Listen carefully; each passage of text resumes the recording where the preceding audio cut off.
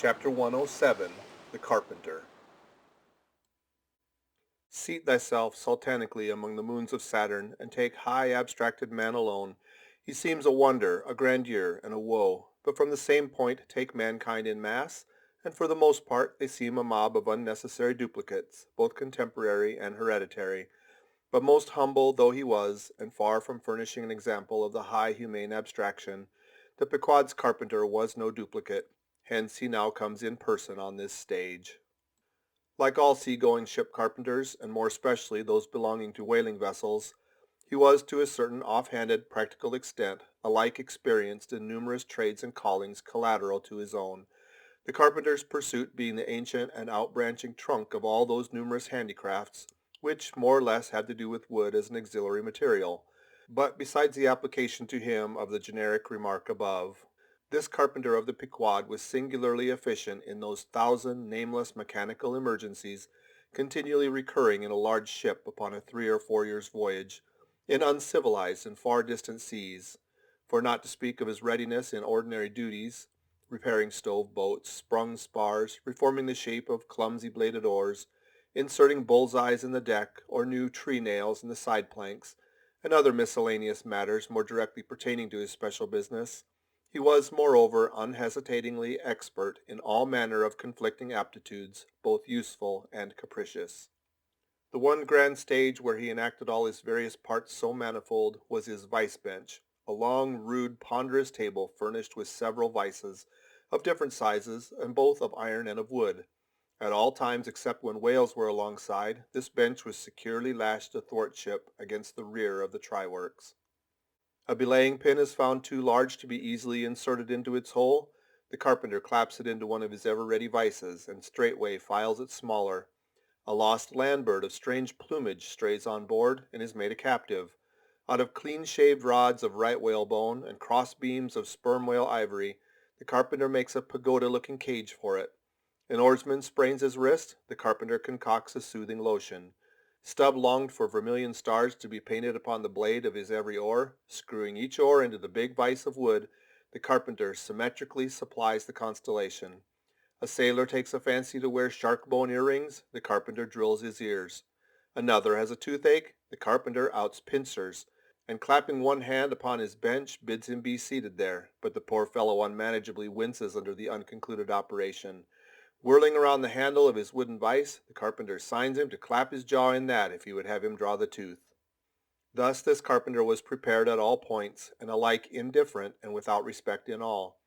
Teeth he accounted bits of ivory, heads he deemed but top blocks, men themselves he lightly held for capstans. But while now upon so wide a field thus variously accomplished, and with such liveliness of expertness in him too, all this would seem to argue some uncommon vivacity of intelligence. But not precisely so. For nothing was this man more remarkable than for a certain impersonal stolidity, as it were. Impersonal, I say, for it so shaded off into the surrounding infinite of things that it seemed one with the general stolidity discernible in the whole visible world, which, while pauselessly active in uncounted modes, still eternally holds its peace and ignores you, though you dig foundations for cathedrals. Yet was this half-horrible stolidity in him, involving too, as it appeared, an all-ramifying heartlessness. Yet was it oddly dashed at times with an old, crutch-like, antediluvian, wheezing humorlessness, not unstreaked now and then with a certain grizzled wittiness, such as might have served to pass the time during the midnight watch on the bearded forecastle of Noah's Ark.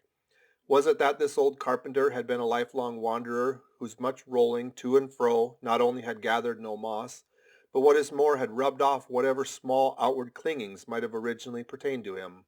He was a script abstract, an unfractioned integral, uncompromised as a newborn babe, living without premeditated reference to this world or the next. You might almost say that this strange uncompromisedness in him involved a sort of unintelligence, for in his numerous trades he did not seem to work so much by reason or by instinct, or simply because he had been tutored to it, or by any admixture of all these, even or uneven, but merely by a kind of deaf and dumb, spontaneous, literal process. He was a pure manipulator. His brain, if he ever had one, must have early oozed along into the muscles of his fingers. He was like one of those unreasoning but still highly useful, multum in parvo, Sheffield contrivances, assuming the exterior, though a little swelled, of a common pocket knife, but containing not only blades of various sizes, but also screwdrivers, corkscrews, tweezers, awls, pens, rulers, nail filers, countersinkers. So if his superiors wanted to use the carpenter for a screwdriver, all they had to do was to open that part of him, and the screw was fast. Or if for tweezers, take him up by the leg, and there they were. Yet, as previously hinted, this omni-tooled open and shut carpenter was, after all, no mere machine of an automaton. If he did not have a common soul in him, he had a subtle something that somehow anomalously did its duty. What that was, whether essence of quicksilver or a few drops of hartshorn, there is no telling. But there it was, and there it had abided for now some 60 years or more. And this it was, this same unaccountable, cunning life principle in him, this it was, that kept him a great part of the time soliloquizing, but only like an unreasoning wheel, which also hummingly soliloquizes. Or rather, his body was a sentry box, and this soliloquizer on guard there, and talking all the time to keep himself awake. End of chapter 107.